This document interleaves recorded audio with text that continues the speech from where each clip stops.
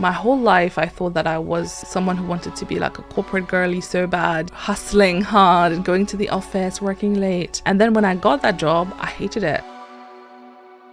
Magic only happens outside of your comfort zone. And if you're going to stay in your comfort zone, nothing will change. There's no successful person who has never failed in their life. If anything, the people you see who are super successful are the ones who have failed the most. I am Dr. Sheen. I am an Oxford graduate and I have a PhD from Cambridge University. What is the high performance mindset? For me, a high performance mindset. Dr. Sheen Gurrib is a PhD grad out of Oxford and Cambridge University. She is a tech entrepreneur, business coach, and the host for her podcast, Sheen Gurrib. In this episode, we spoke about her childhood, how she became the first girl out of Mauritius to graduate out of Oxford and Cambridge University. We spoke about how can a person create opportunities for themselves and how they can choose their poison. Alright, before we kick off with today's episode, if you can subscribe and like this channel, I'll truly appreciate it and help me bring you more and more high performers to the show. This is the High Performance Mindset and today's guest is Dr. Sheen Gurrib. Enjoy this episode.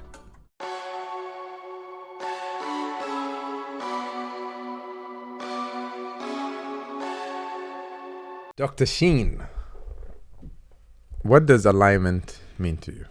Oh my goodness. We're starting big like that. Do we mean in life generally? I mean, you as a person being aligned. I think this question has very different layers because alignment to what, right? So I feel like when I think of alignment, it's always in a specific context.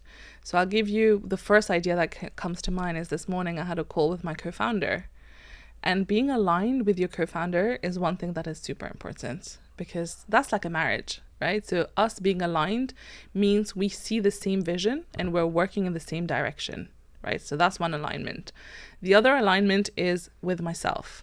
So sometimes I find myself getting dragged through life, just doing things and kind of like I feel like I'm a passive driver in that car seat. And that's when I feel like I am not aligned with who I am and what I want to do. So an aligned version of me in life would be me doing everything intentionally and by choice, whether it adds value to my life, it adds entertainment, or it brings money. So it's one of these. And I think that for me, alignment can also be present in any relationship that you have. And that can mean that both of you are aligned in the sense that you both want the same thing from the relationship, be it a friendship, a partnership, a marriage. It needs to be that both of you are expecting the same thing and you are communicating that with the other person. I guess that's what alignment means. You recall phases in your life where you didn't feel aligned with yourself? Yeah, I do. The big one that comes to mind is when I was working my first job.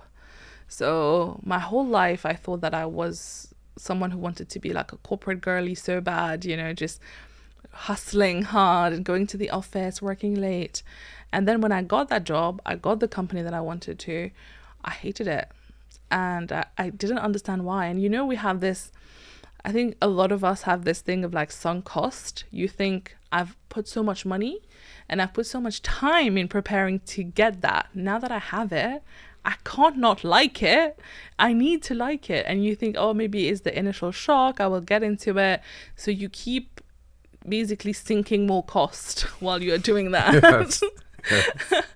And I realized that the reason I was unhappy is because it's not aligned with who I am as a person.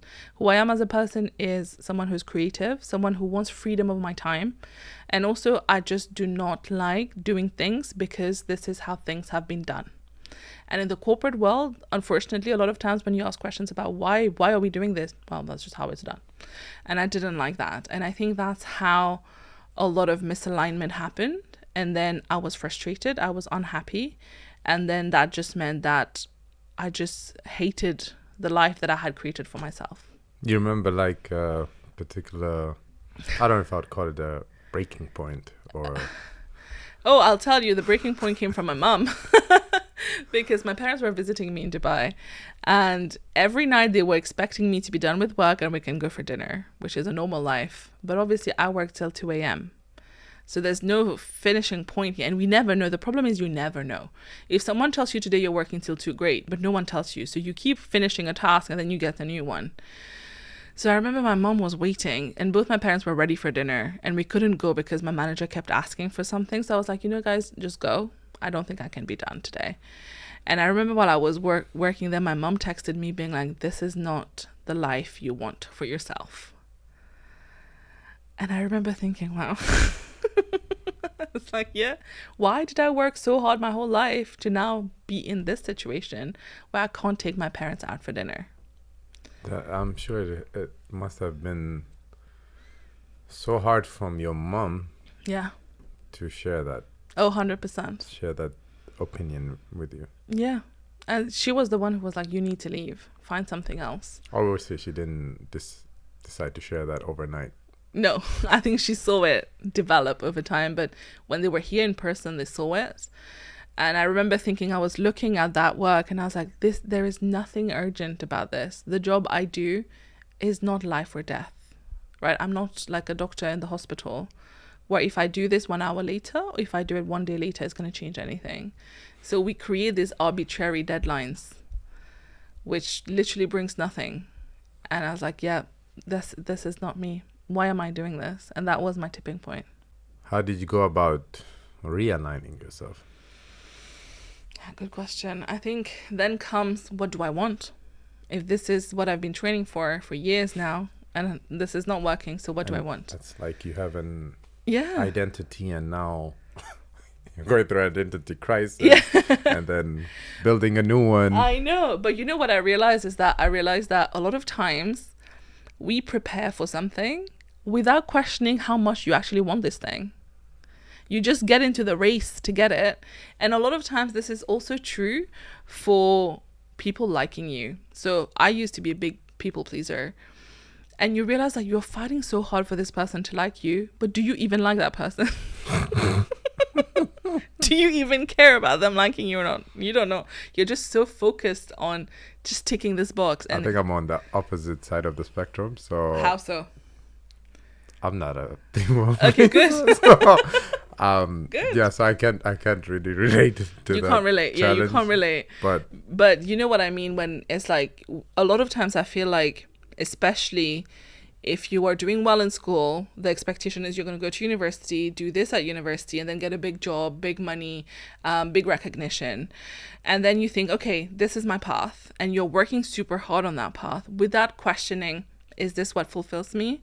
Is this what I would choose if money was not a factor? Is this what will get me like sustainable happiness over time? And I think that's what happened with me with this job, with especially being in corporate world. And then I realized, okay, I like the nature of the job. I just don't like being in the corporate world. That is my problem. I love working. I'm a hustler. I will happily work long hours, but it needs to be about something I'm excited about. So that's when I started thinking, what else can I do? And then, as I said, your network is the best thing. So I started talking to everyone around me saying, this is what I'm not happy about. I'm looking for anything at this point because bear in mind, I'm in less than 1 year into the workforce. So no experience whatsoever. And then I thought, okay, let me talk to people. And then people started suggesting, maybe you should join a startup. It's a bit more hands-on, it's smaller scale, and you choose what you want to do. And I guess that's what happened. And then eventually it took a few trial and error. I joined 2 different startups. And by the end of that, I realized that, okay, for me, the key is I cannot be employed. I am not made for employment. I am difficult as an employee. And it's because, that's the thing. I feel like some people are just born founders. So then that means that whenever you're employed, you're unhappy because you think you can do it differently. But obviously because you don't have that authority, then you kind of like clash with authority there. So that's why. What if you had someone who gives you that space to apply your ideas? Yeah, then that would have been great. Yeah, or trust your but it's very hard to find someone who does that, because one time I did get hired because someone was like, I trust your judgment. I don't have the judgment that you have. you do it. But then they're still like, let me take back that little bit of control. I want this. So it's always hard. And I get it, right? Extremely hard. It's really hard, especially now that I have 2 businesses. I see how hard it is to allow someone else to tell you that this is better than what your own judgment is telling you. It's really hard. And I think we are all learning how to be leaders and managers. So that's absolutely normal. But I realized that for me, the best thing is to just work on something that's my own. And my dad always makes this joke that he retired after 33 years of working at the same place. In 3 years, I've resigned 4 times. Oh, wow. So he was like, yeah, you are definitely the problem. And he also told me, he was like, nah, I think you're not made for employment. But that tells me you have this, wouldn't say just about being transparent with your parents to a certain extent, but being real. Yeah.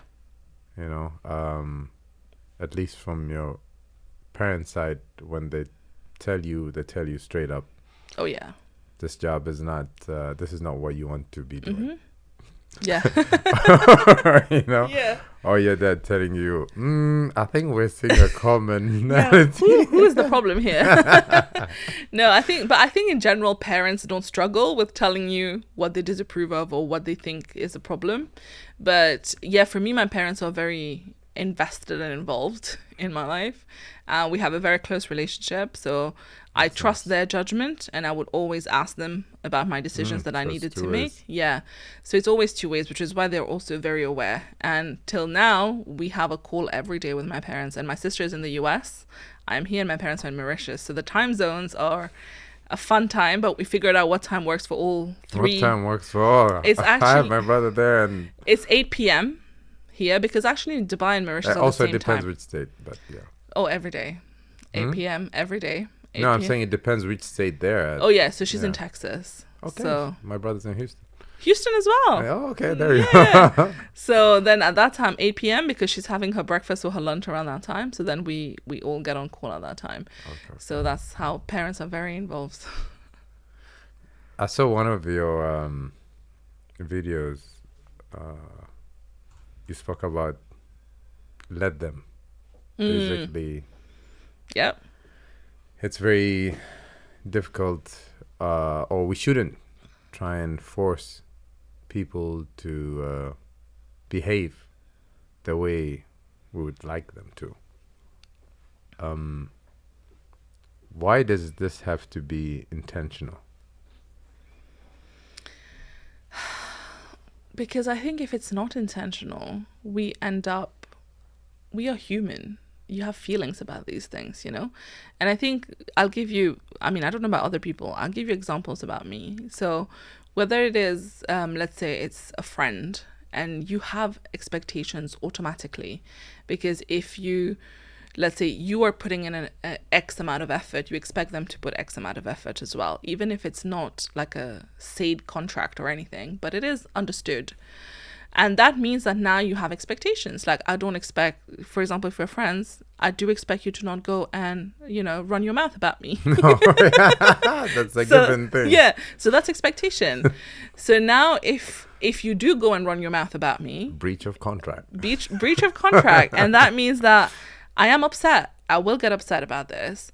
But if I'm not intentional in thinking, at the end of the day, someone else doing something has nothing to do with me, that's on them. They want to talk about me, that's okay, they can. But what I can control here is limit their access to me. Mm-hmm. So if you don't think of it that way, you just end up thinking, oh, but why did they do that? Is it because I'm not a nice person? Why did they not like me? So it's one way of really protecting your feelings and protecting yourself from any bad energy, and it's a very good way for detachment. And I think in our generation, that's one thing we struggle with a lot, which is detachment of our intricate value, because we're all born with value. Irrespective of what you achieve in life, you have intricate value, but we tend to attach that to people. We tend to attach that to things that happen for us, to attach that to successes. So that's why when these things are taken away, suddenly we panic because we feel like our intrinsic value is gone. Or that they should care about the same values Yeah. the same way that you do. Exactly. Yeah. Then that's why it's so important to bring it back to yourself. And your value is yours. These people, you control how much access they have to you. All your successes and stuff, failures happen. You can't control that, but you can control your reaction to everything. Yeah, I mentioned this right after the alignment part, because when you decide to realign, people's opinions might get in the way. Of course. I can't tell you. So I told you because I asked people around. And one good advice I got from one of my friends, she was like, you need to stop asking people. She was like, because when you're asking people, you're asking them to make a decision for you. And however much they love you, however much of good intentions they have for you, their decision is based on their own experiences, on their own insecurities and their own traumas, everything that they are carrying forward. And she was like, the best way to go to someone is saying, listen, I had this problem to solve. I'm thinking I'm going to go with solution A.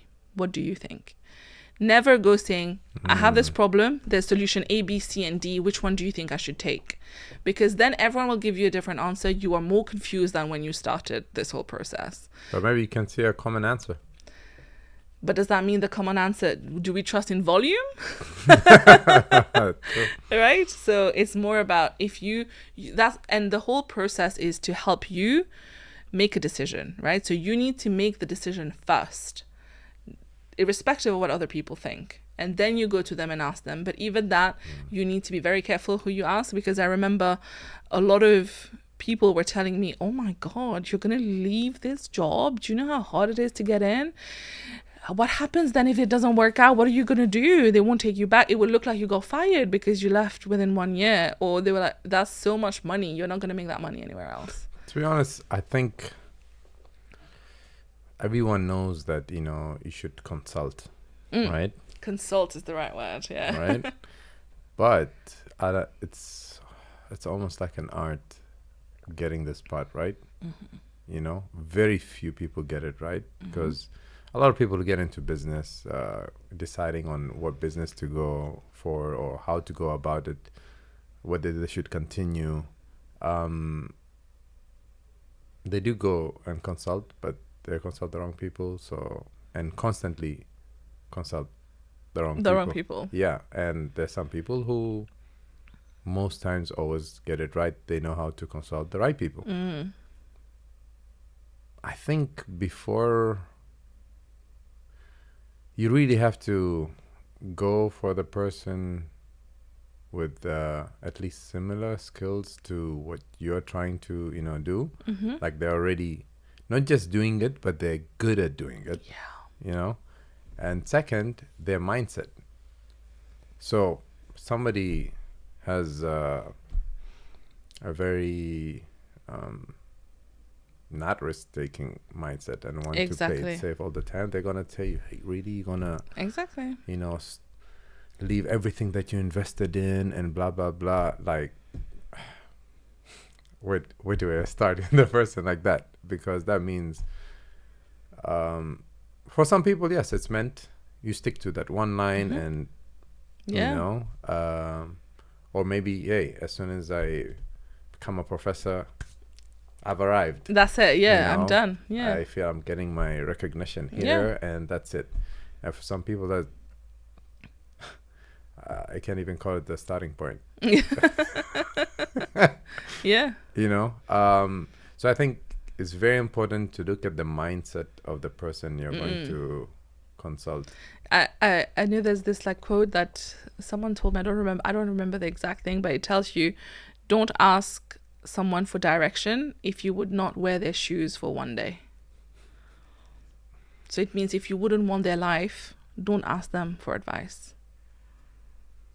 Yeah, because you won't be able to apply it. No.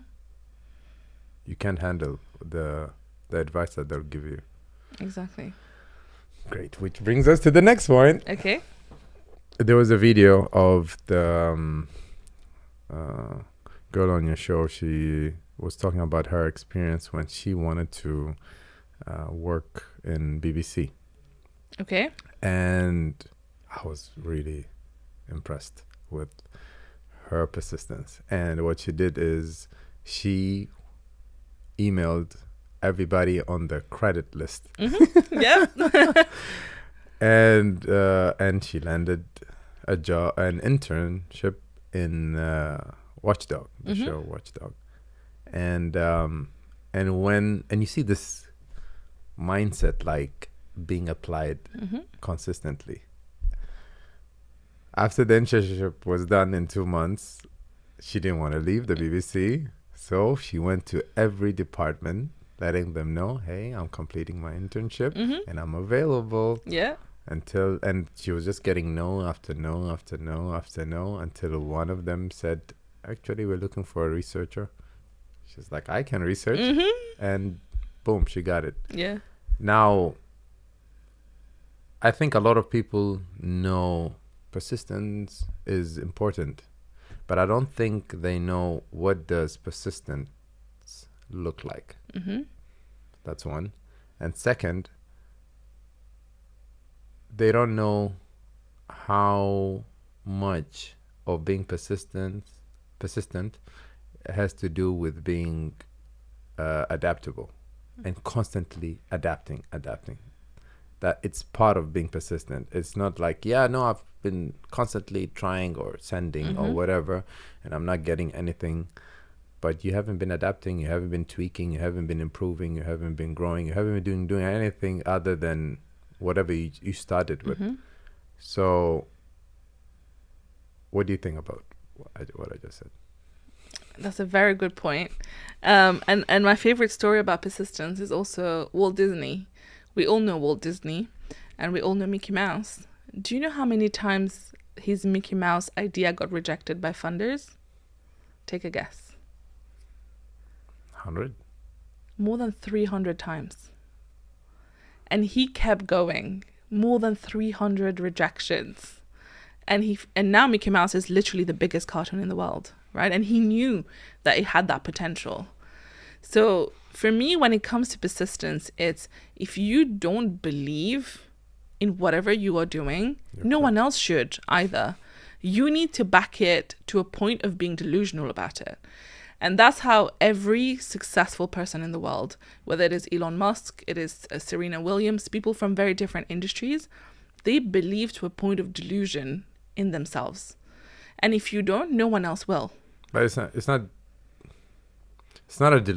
a delusion until you make it happen. But some people will see it as delusion, right? Imagine if you're nobody playing in your backyard, you're playing tennis and you're like, yeah, I'm going to win this many Grand Slams. People will think you're deluded.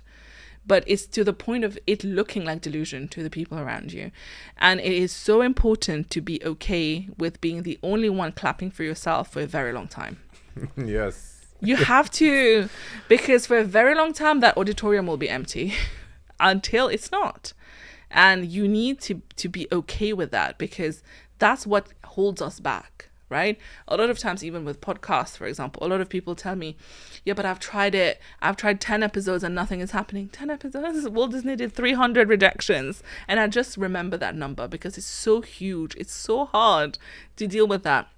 I'll tell you another story. I interviewed a Bollywood actor, and he's currently like the #1 actor of Bollywood. And he got into Bollywood 15 years ago, and he's getting his recognition now. For 15 years, nobody knew who he was. He did one movie. They launched him one movie, and then after that, he kind of like did side roles, disappeared. Nobody knew who he was.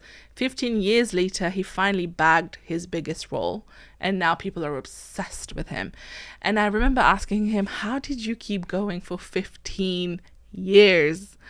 He was like, honestly, and he's the one who told me this, if you don't clap for yourself, no one will. And he was like, every day, he was like, I don't focus on how many years it's been, how long it's been. It's not happening for me. He was like, every day I wake up, I do the same routine. I get dressed, I go out. He was like, I was friends with all the press because I would chill outside of all the directors' houses with the press, being like, hopefully he'll come out and I'll speak to him. He hustled. Okay. And I think to the point of what you were saying, yes, there is a point where you need to start adapting your hustle. You can't keep repeating the same thing. I mean, there is a school of thought that if you repeat the same thing over and over and over again, it will happen, right? You develop a skills, for example, if you do the same thing over a certain period of time. But also, wasn't it Einstein who said that it is insanity Insane. Yeah. to expect different outcome if you try the same thing. So it is just about maintaining the course. So you need to know the direction in which you're moving. That is what stays consistent. But the way you approach it needs to adapt based on the feedback that you're getting in terms of, is this not moving the needle at all? Is this moving the needle a little bit? Or is this the one that's going to move the needle massively? And I think there's a right balance between focused and maintaining the direction, but adapting the way you are moving along that path. Yeah, and the adapting part is probably is the more exhausting part. 100%. I don't know. For me, I feel like the belief is the hard part in the face of rejection.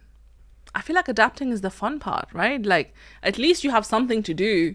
You can start thinking. But I feel like that belief and faith that is going to happen for me, I know is going to happen. I feel like that wavers so much. And for you to keep that alive when, especially in the face of rejection, is where most people struggle. Okay, let's take one of your own experiences where you went through that. I think I've honestly had a very privileged life. Like, for me, when I applied to Oxford, got in, alhamdulillah, exactly. My mom would not be happy. And, applied to Oxford, got in. I applied to Cambridge, I got in. Applied to my dream job, I got in. I'm sorry I'm cutting you off. Yeah. I'm extremely sorry. Yeah. And to our audience, I'm very sorry. And probably a lot of people saying, you always do it, right? I really want to know about your childhood. Yeah. Because I really believe you getting to Oxford and Cambridge and coming through the other side, not just getting there. Yeah. Right? Somebody can say, yeah, wasta, or right? You knew the president of Oxford or whatever. You must have built a work ethic way before that. That's one. And two, who did you learn from good work ethic and discipline and all that? So what was your after school like when you were a child? What do you used to do? Just sit and read or what? Okay, so for me, I was a nerd in school. Okay, but I was one of those nerds that was also extremely social. So I had a lot of friends and I loved talking to people, clearly. But I still love studying. So for me, my parents never had to tell me, do your homework, do all of this. I would be done. What was your motive? Honestly, I think I was good at it. And that made me happy. And I gamified everything. I would time myself. Like, in class, I wanted to be the first one to be done with the classwork. So it was always competition. That was in a very healthy way. And then for me in high school, though, it became more serious. And then it was a lot of self-imposed pressure. My parents just cared about us going to school, but I cared about being the best. And every exam time, I would be sick. I would be extremely ill because of pressure. My gums will be inflamed. My hair would fall out. It was just, and my doctor was like, what is happening? This child has stress symptoms like an adult. And it's because it was self-imposed. And that became now unhealthy competition. But I just loved it. And I needed to maintain that position of being the topper every year. Where did that come from? Literally just perfectionism. Yeah, so... If you're trying to say if it came from my parents, no, they didn't care. As a child, did you have any characters that you looked up to? Were they fictional or real personalities? Good question. Because that would I don't think say a so. lot. But I did look up to my sister. So I had an older sister. We have a big age gap. She's 6 years older than me. And she was the same. Right, she's a go-getter, and she's till date she's still up there. So I think it must be coming from her, right? She was a good performer, but I outperformed her in school. But definitely the work ethics come from her, 100%. Because everything she would do, I would copy. Whatever she would wear, she hated me because whatever she would wear, I needed to wear the same thing. And imagine it's a 6 years age gap. Makes it worse. It's so much worse. I mean, I see the frustration when there's 2 year gap. So imagine 6. Imagine one time What do you do? it was her birthday, and she's gonna hate that story. It was her birthday, and my aunt gave her this orange polka dot dress. I love that dress, and I cried my lungs out so that she couldn't wear it because I had nothing similar. My mom had to go find one similar, and then she was allowed to wear it like few weeks later. Because it was impossible. I couldn't. I just needed the same things. But it's funny because we've turned out to be such different people. We're polar opposites of each other. And she's thriving in the corporate world. She's an actuary. She's moved to the US. She's made like VP of her company. So she's like fully there. But I can't. We diverted at some point. Going back to work ethics. So what are the work ethics you learned from her? Basically, it was not even work ethics. It was like, you have to be the best at everything you do. Otherwise, don't do it. So let's say after school, what do you do? Because So somebody can be like, Sheen's just smart with it. well, I mean, primary school, I would watch cartoon. I would run home and watch cartoon. That was my life. And my mom was like, oh my God, this girl never studies, never does anything. I never did anything in primary school. Just enjoyed my life. I had pets. I would be with my pets or watching TV. But I think after 15 is when things changed, because then you have the O levels, you have A levels, and we're now starting to prepare for university. And that's when Oxford came on the table, right? So then it was a different level of preparation. And the way it works in Mauritius is also a little bit toxic because, in school, the teachers don't really work that much. So you only go to school to take the books. We go to public government schools. It's free and you don't do much. And then after school is when you go to private tuition. And that there's now a hierarchy of which teacher you get. There's a good one that guarantees result. There's a bad one, and they will select which students can get in and stuff. So I would finish school around 3. Then I would go from 3:30 to 6:30 to private tuition. Then come home, have dinner, and work till 10 p.m. do all my homeworks. Imagine I have 2 loads of homework now. Then I would go home. And when I was 18 in my last year of school, I actually had tuition at 6 a.m., 6 to 8 a.m. 8 a.m. I go to school till 3 p.m. And then 4 p.m. till 6 p.m. I'm back in tuition. And then I come home, I do my homework, and then I go to bed. And that's because at the end of high school, there is something called a competition. So the government ranks everyone across the whole country. And then the first 7 in specific subjects will get a fully funded scholarship from the government to go abroad. I gotta be in that 7. Gotta be in there, right? And also it's girls separate, boys separate. It's so easy. And I was the topper in my whole school, and my school was the star school for girls. I came 14. And I came 14. how did you feel about that? Horrendous. That was the first day in my life I experienced devastation. I was just like, oh, wow, that didn't happen. And they announced the names on the radio. So we were at home waiting, listening, and my name didn't come up. Not 1, not 2, not 3, not 4, not 5, not 6, not 7. And I was like, okay. But at that point, I had already been accepted to Oxford. And these 7 people, a few of them applied to Oxford and Cambridge. Nobody got in. I was the only one on the island who got in. But they didn't get in because they... Because they interview. Oxford does interview. Yeah. So that's why my parents kept telling me, it's okay, you go into Oxford. And being 14 is still a good result, right? And that means that I fulfilled whatever I needed to get into Oxford now. So, but it was just the money aspect. And I was like, I worked my whole life for this, but I didn't get it. And at that time, I remember being very disappointed and a little bit angry with God, being like, why did you do me dirty like that? I worked hard for it. But you know what? If you were to ask me, would you rather have that or Oxford? Obviously, I would rather have Oxford than that money, because the money came anyway. So then I ended up going. But yeah, so that was the prep during school time. I worked hard as a student. And then getting to Oxford, you're like, as soon you remember your thoughts when you first got there? Oh, yeah. I mean, firstly, I went for my interview. That was the first time I went. So when I was in school, my sister was in the UK already. She was studying. And because she was there and we understood the system a bit better, that's why we thought, let's apply to Oxford. Because Oxford and Cambridge are the only universities that require an interview before you get in. And then she took me to my interview. That was my first time I went to the UK. I remember the first day I arrived there, it was incredible. I was so insecure about my English because I'm not used to speaking English. We speak French.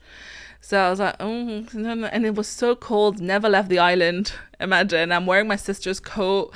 And I remember getting into the room, and this guy was walking me up this tower where I was going to do my interview.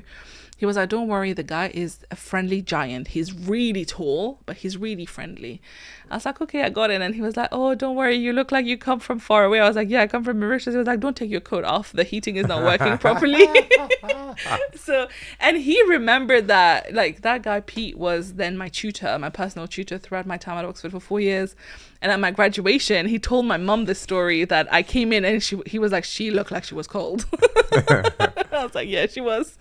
And I remember sitting in the room, the waiting room with all the other students, and everyone, other than me, everyone else was English. Very proper, mostly white people. And everyone is very well dressed. They all know each other because, you know, they either go to the same school or something. And I was the only odd one out. And I was like, there is no way we're getting in. So I was like, okay, you know what? Let me just enjoy this day, make the most of my time in Oxford because I don't think I'm coming back. And really, that's yeah, what that's what went through my head. And it was incredible. Anyway, and then on the 2nd of January, I checked my email and I'm telling my sister, I think I got it. And she was like, what do you mean? I was like, it says accepted, because we have the UCAS dashboard where all the universities, I had already been accepted by everyone else. Oxford was saying pending, and then it changed to accepted. And I was like, I think we got in. She was like, no, are you sure? She came in, she was like, let's see. And then we opened it and said, oh yeah. She was like, yeah, you got in. And I was like, we got in. She was like, yeah. And I remember I went to tell my mom, so till now, it's a joke in my family. My mom was like, okay, alhamdulillah. And that was it. There was no reaction from it. My dad came back and I told him, he was like, oh my God, congratulations, alhamdulillah. And I asked them now, I was like, why was your reaction so like... Oh. And my dad was like, because I started thinking, how am I going to pay for this? Which I was about to ask. Right. And then, but they also said because for them, it was a given. So it wasn't a shock. They knew that I was going to get in, which is a nice feeling, I guess. They never doubted it. And when I look back on the one day I went to interview, there was 40 plus students interviewing, and I got that seat. And across the applications, 40. Yeah. And they interview every day for 2 weeks. And my tutor told us, because they get I think 30,000 applications, they only interview, I think, 100 to 200 people, and they accepted 3. And to make it to that, those odds is crazy. How did you feel initially, your parents not having a big reaction? I'm used to it. They never react that much to whenever things happen, because they're always very much like, oh, we should, it's not us, right? It's God that gives it to us. So they're always very, very calm about things. But I know they're very proud, especially now. Yeah, I mean, especially Oxford and Cambridge. Yeah. And I was the first Mauritian to have gone to both. Yeah. That's crazy.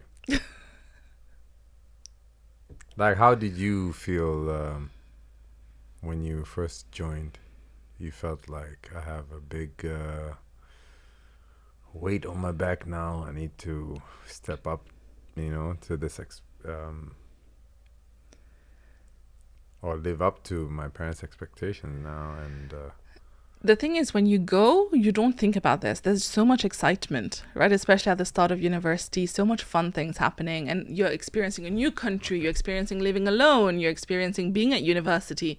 So it's more fun than anything. But once the work started, then I remember thinking, oh damn, you literally go from being a big fish in a small pond to being a very small fish in a very big pond, because everyone is the same as you now. There's no one who's a slacker, and most people are even better than you. So then that was the first shock that I got. And I was like, oh, okay, now I can't just coast through. I need to work hard. Then there is that pressure. Well, I made it here. I got to get out of here. I need to graduate. Remember, what are the things you had to do different, to step up? So, when you're in school, it's very guided, right? It's structured. You know, this time and this time you have to be in class, this time is work time. And when you're living at home with your parents as well, you know that this time is study time. But now suddenly no one is telling you what to do. No one is there. You have lectures maybe like from 9 to 12 and then that's it. The rest of the day is free. And I used to just sleep. I'm like, I'll have a nap. I'll do that work later. And I was so bad with deadlines. Sometimes we had this one course where we had to submit the work before Monday midnight. And it's like, it's physical, by the way. It's not in today's time. We had to go deliver it in this pigeonhole before midnight on Tuesdays. And I still remember that it was Tuesdays. And it's not close to where I live. It's like maybe 15 minutes, 20 minutes walk from where I live. Tell me why. I had a whole week to work this. It's always Tuesday at 11:50. I'm running on the street to make it to 11:59. And every time I would get there, I had to beg the guy, like, please just take it. Please, please. He was like, Sheen, every week. I was like, please just take it. Just I had something. And because you don't learn discipline that quickly, then you're like, why am I doing this to myself? I could have done this yesterday and then that would have saved me all of this. So biggest lesson for me was self-discipline when it comes to making my own life easier. Yes, I can work under pressure, but if there's no need for it, let me try and be a little bit more organized. And that is probably the best thing I've taught myself because it carried me through my adult life as well. I think also how you speak to yourself to be disciplined is very personal, and everybody have their own way. 100%. Yeah. How is your way? So for me, it's always reward driven, always. So I would think if we finish this by this day, then tomorrow we'll take tomorrow all off. But if you don't finish it, you're going to have to work tomorrow. Until now, I do this. Even this weekend, I was like, okay, if I finish this thing that I really needed to do on Friday, I'll take the whole weekend off. But if I don't finish it, I'll work the weekend. And the way I hustled to finish that on Friday, I finished it and I was like, weekend off, and that was what worked for me. But one thing I was always very careful of was to not negative self-talk, because I caught myself once being like, oh, you're so lazy. Like, you create problems for yourself. And then I was like, but why am I being so unkind to myself, right? And then I remember I was reading about this where, the voice that you hear the most in your life is that inner voice, right? And even that, people experience it differently. Do you hear it? I hear it, yeah. You hear it, right? Definitely. Some people see images. They don't hear it. But I hear it. Yeah, I hear it. 100%, right? Now that you think about it, you're like, am I? No. I do not see people talking to me. Yeah, no, but as in, for example, not people talking, but they will see the scenario rather than hear a voice. See a scenario of? For example, if I'm thinking, they see it in images. I can't tell you because I don't see it either. I hear. Yeah, I hear. I always say we all have a spoiled brat version of ourselves that keeps nagging. Really, mine is really nice. I'm a bit psycho, but nice. But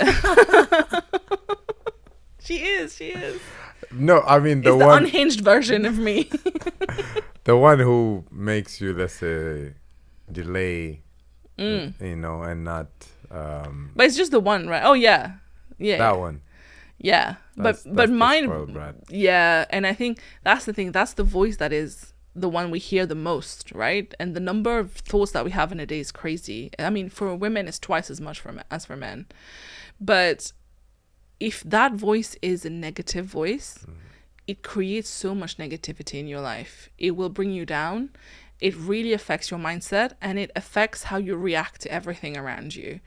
That's why it's so important for that voice to not be negative, which is why I do not agree. Even I remember I had a PT which I fired because he was very like negative self-talk kind of vibe, he'll be like, oh, but you're doing this to yourself. Like, you'll only have yourself to blame if this doesn't happen. I was like, all right, go away. I need people to tell me, you got this. You can do this. This is better because it's the same thing. It is the same thing. it's amounting to the same work and the same outcome, but the experience is different. And I would rather have a positive experience. So yeah, that's why I think for me, it was always reward driven. But whatever I think people try to do, whether it is reward, whether it is kind of like soothing, some people soothe themselves. Some people are just convincing themselves, having a little conversation. It's negotiation. Some people have negative self-talk. And I would say that's the only one that's bad. Don't negative self-talk. I'm definitely on the hard on myself type of talk. Men tend to be.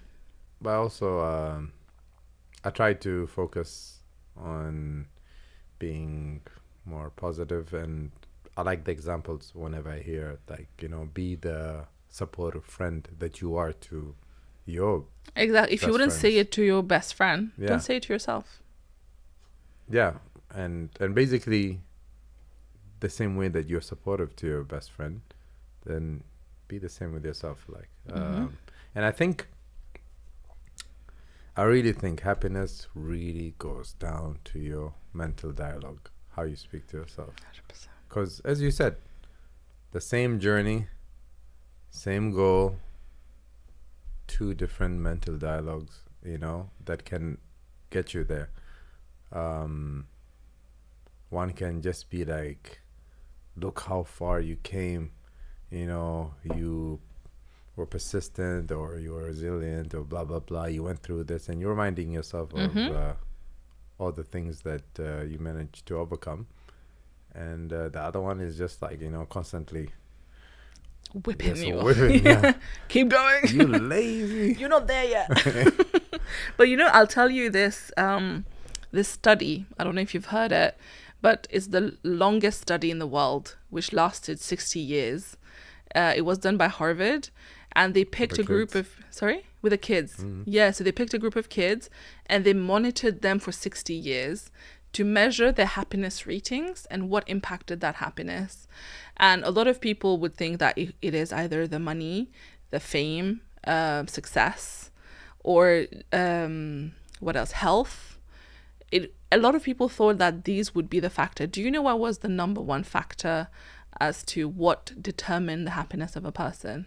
While you're saying that, I was like, Hisham, aside from the mental dialogue, I think it has to do with you feeling fulfilled. And the only way you can be fulfilled if you feel like you're at least working on your calling or purpose. So it's not. A lot of people think is that it's the quality of your relationship with people and with yourself. That's the number one indicator of happiness in people. We all think that it is either your passion, feeling fulfilled, all of that. Yes, it has an impact, but it is not the biggest one. The biggest one is how you have quality relationship with yourself and with people around you. And that makes sense, right? Because that impacts everything else in your life. How you perform, how you show up to other people, how you show up for yourself, and everything else is then 10 times better, which is why your self-talk is number one, because it affects everything else, but it's also the people, which I love. It makes it so nice. I think it's the two, because if you have a nice circle of friends or family, whatever's your circle, the way you're going to show up will have to do with how aligned you are. 100%. And if you're fulfilled, then you'll always keep attracting good circles. And if you're not, then I was just having this conversation first today. Then you're in the gray, and you're a little bit here, a little bit there, and you'll attract people who are a little bit here, a little bit there. Because the ones who are very aligned and clear see that you're not one of them. No. So you keep missing out. Yeah. But as soon as you become aligned, you really get surprised how so many people get gravitated, or you get gravitated to them both ways. And you see them. I think even when you're gray, you can see them, but they can't see you, right? But now they can see you, and you be like, oh, man, life has been great, Yeah. you know? but it's because you worked on yourself, and now you show up different, and everybody wants a person who shows up in a nice way. 100%. You know, because you radiate that energy. Yeah. Whether it's a strong mindset, you know, you can't buy these things.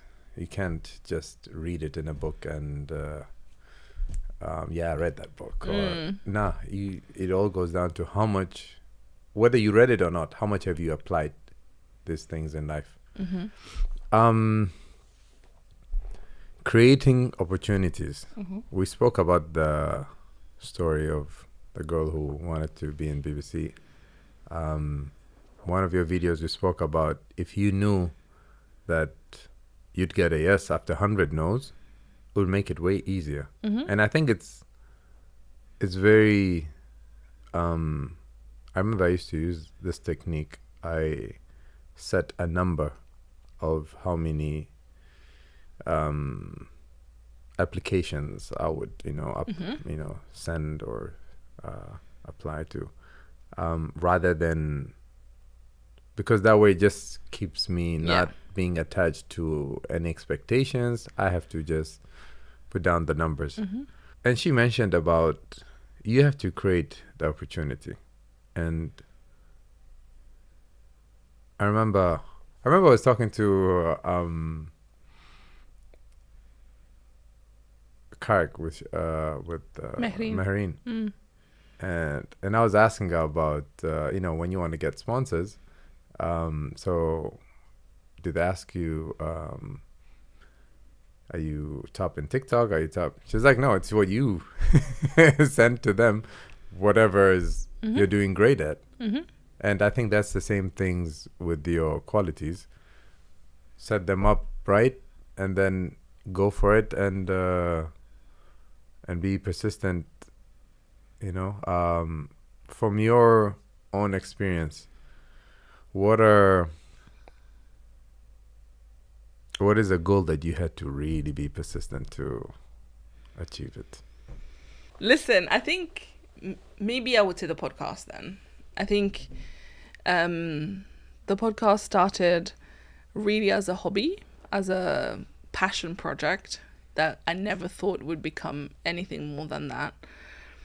But then once it did start to get the traction, and then you pin a lot of expectations on it, then you think, okay, now I want it. And at the time, I remember this was when I was still in the UK. Then I was getting advice that, initially I started the podcast as being just audio. Then they were like, people will engage with you better on YouTube, so move to YouTube. So then I moved to YouTube, and they were like, oh, people won't listen to a 1 hour long episode. Just do other types of videos now. So then I started doing different videos. If you look at my YouTube channel back in the day, on my days, I did everything. I did like makeup routine. I did my hair routine. I did vlogs. I tried everything because I was hustling. I wanted to see it happen, and I just wanted the numbers at the time. And you know what? It didn't fulfill me. It wasn't for me, and it didn't happen at the time because I was not being true to myself. It's more like you're driven by being a content creator. Yeah, and you're also like, so this is a good analogy, right? You are now being influenced by the audience rather than you influencing the audience, because I'm going towards whatever the audience wanted. And I remember back in the day, I would curate my podcast episode very nicely and post it, and it wouldn't do as well. Then I will film a vlog on my phone that is really badly filmed, and I will slap a voiceover on it, and it would go viral. And I was like, why? Why do you like this? This is no educational value. This is just entertainment. And then I was like, you know what? They like it. I'm just going to keep doing this because it's growing the numbers. But it's not something I enjoy doing. The day I would vlog would be the hardest days for me. And I was like, okay, we are hustling, but the wrong way, right? And that's when I realized that the goal for me at that point even was not very well defined. What am I working towards? Just getting like 100,000 followers, 1 million followers? Is that it? Or am I trying to do something in the world, right? And that's when for me I realized, no, but that's why I started the podcast. I have a mission, and this is something that is true to me, something I thoroughly enjoy doing. And I think I just need to push on that. It will happen when it's meant to happen. And I did it. Then I took a break when I came to Dubai and I was working too much. Then when I stopped working in the corporate world, then I thought, okay, let me restart the podcast. And I went full ham. And at that point, I had no expectations. To the point where the day I went viral for the first time, my phone kept glitching. And I was like, oh my God, do I need to buy a new phone? Is this phone dead now? I would have no idea that this is because it's going viral. I was like, TikTok won't open. My Instagram won't open. I was like, this phone is dead. And what is going viral? It was one clip of me telling a story. And that clip went to like 14 million on the day, right? And then I was like, wait, what? We went viral? And then I was like, oh my God. Like, what was it before it got to 14 minutes? I posted it, and the first day was maybe like on like 3,000, 4,000, which was the usual numbers I would get. And then the next morning on TikTok, I used to get 30 views, okay? And I refresh it, it's on 250. And I was like, what? I was like, did I see it properly? I refreshed again, it's 500. And I was like, oh, and I keep refreshing and it's going and it's going and it's going. And then I went to Instagram and then I was like, oh, that's why the app is not opening, too much notification. So I was like, okay, let me go switch off. You dropped them both at the same day? I always post everywhere, right? Gotcha. And it just picked up on both. And I was like, let me switch off. I just want to switch off the notification because I want to see. I can't see. I'm having to look on my friend's phone. I can't see on mine. And then I was like, oh, okay, it happened, right? And I remember that day thinking, wow, finally, 3 years later, it has happened. But it's because it was consistency. I consistently worked hard towards it. And I didn't know when it would happen, but I believed that it would. And then it finally did. Yeah, I mean, the personality that you become, regardless. When I say personality, I don't mean somebody, out there on social media. You mean character, personality. Yeah. That you become is always built over so many dark nights. Lonely nights. Yes. Whether dark nights of just slacking away and sleeping or chopping, wood. One of the things you mentioned in the Inspire with an E article on Oxford website, that the 3 skills you need to have to be a successful entrepreneur, which I would say 3 skills you need to not just have, but you need to master. I agree with you. 1, resilience. 2 is communication and listening skills. 3 is risk taking. The communication part, what do you mean by that? You know what? This is a very, very good question, by the way. I think this is important in life in general. We have gotten to a point where we are more connected to each other than ever digitally. But in person, the connection is not there. And I teach, right? And I see, especially with young people, that they really struggle to form bonds with each other that are beyond the superficial. And I think there's been a loss in the skills of communication. And communication is important because if we could not understand each other, what would we do? Let's say if you only speak Arabic, I only speak French. How do we communicate with each other? We can't. And communication doesn't just need to be language. It's also when you're not communicating clearly, you're not, being honest, and you're not listening. And I think listening is also very important. A lot of us, we only listen to rebut. We only listen to contradict what the person is saying. We're listening to prepare our defense. We don't listen with an open mind of, maybe I'm wrong. Let me see if I should change my perspective on this. And also, listening creates intimacy with people. Because when you listen, you actually hear what that person is saying. But when you're just hearing what they're saying, okay, cool, yeah, whatever. But listening attentively, it's so important. And I actually did an exercise once as a team building exercise where they put you in pairs and the other person has to speak for 2 minutes and you're not allowed to say anything. You can react with your face, but you're not allowed to say anything. And I realized how hard it is because all I want to do is, yeah, And you're just like, okay, don't say anything. And you realize the other person also struggles to take space for 2 minutes when they're not hearing anything back. And that just goes to show how little we do listen on a day-to-day basis. So honestly, communication would solve so many problems, whether it is at work, at home, with your partner, with your friends. Communication is so important, and being able to navigate hard discussions and hard conversations is so important. And I keep telling everyone this, whether you're a manager, a leader, or you have a partner, if you don't know how to manage difficult conversations, you're in trouble, because you will either avoid them or you will handle them so badly. And that's why I think till date, I think the biggest skill we should teach kids is communication. And the risk-taking part? The risk-taking part. Honestly, first of all, I want to caveat by saying maybe risk-taking is not for everybody. Some people are very happy with what they have and they don't want or they don't need to take risk, which is fine. Because you mentioned it wasn't just, it's creativity and risk-taking. Yes, it is creativity and risk-taking. I think I was struggling to come up with 3. That's why I gave them so many. But risk-taking is important because magic only happens outside of your comfort zone. And if you're going to stay in your comfort zone, nothing will change, And if you do want bigger things for yourself, if you see yourself achieving bigger heights, it comes with a risk. And the main fear we all have with risk is, what if it doesn't work out? What if I fail? And all I can tell you is that failure is inevitable. There's no successful person who has never failed in their life.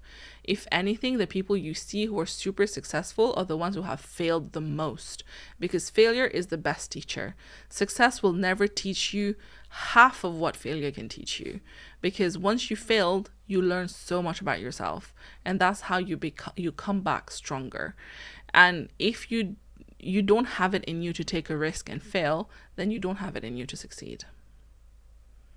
And also, you mentioned in one of your videos, staying in your place where you hate is uncomfortable, and making a change is also uncomfortable. So choose your poison. Yeah, choose your poison. Honestly, I always say this, right? Because at the end of the day, everything in life is a choice.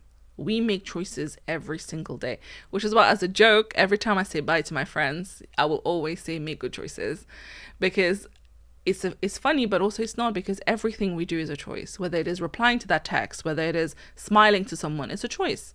And similarly, anything in life, if you're unhappy, if you're complaining about something, your choice is either you stay with that and you keep complaining and don't change anything, or you change it. And it's hard, but it's also hard to stay in that situation. So you might as well do something about it. Yeah, exactly. Either do something about it or shut up about it. Okay, time to ask you the question of the show. From your opinion, what is the high performance mindset? For me, a high performance mindset honestly has just been, it's so hard for me to put it in one. Okay, we're gonna try. See, I struggle with limits. But for me, the high performance mindset is honestly the ability of believing in yourself when no one else is. And you need to know what you're aspiring to become, what are you aspiring to achieve, and you need to believe in that, even if others are not believing in it from day one. Because trust me, they come on board afterwards. But being able to believe in that makes you keep going. And that's what will fuel you every day, build your resilience through the failures, through the rejection, and everything that comes with it.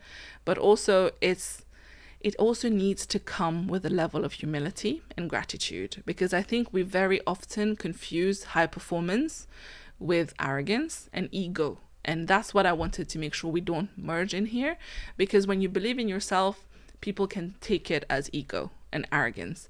But you also need to be grateful of everything you've achieved, everything you have the possibility to achieve, and also be humble about it, because it can go away like this. We've seen it happen many times. So it is not just you. We all know that every success is the result of a lot of people direct or indirect, that worked towards it with you, supported you when you needed, and also just, you know, we believe in God as well, so it's always God's hand as well.